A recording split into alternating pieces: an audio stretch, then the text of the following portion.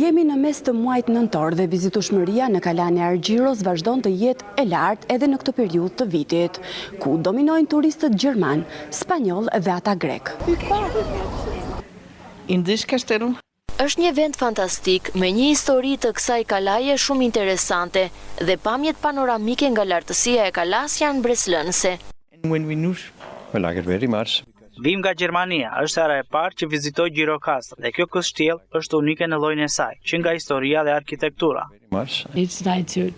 Jemi me një gujë turistike, po vizitojmë jugun e Shqipërisë dhe nuk mund të iknim pa parë nga afër madhështinë e kësaj kalaje, me histori impresionuese, për të cilën kishim dëgjuar në media të ndryshme dhe aq më tepër duke qenë edhe pjesë e UNESCO-s. Sipas kreut të drejtorisë rajonale të trashëgimisë kulturore, Ardis Duka, interesimi për Kalan ka qenë i qëndrueshëm për gjatë gjithë sezonit. Edhe tani, fluksi mbetet i kënaqshëm. Ndërkaq, Duka theksoi se ka arritur 300.000 numri i vizitorëve që kanë vizituar Kalan e Argjiros.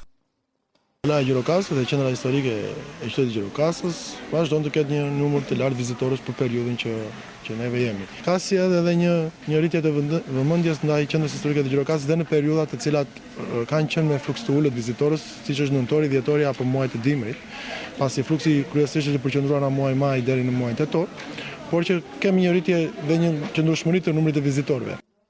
Kalaja e Argjiros vazhdon të jetë një nga pikat më të vizituara të jugut, duke tërhequr vizitor vendas dhe të huaj edhe në periudhën e vjeshtës së vonë.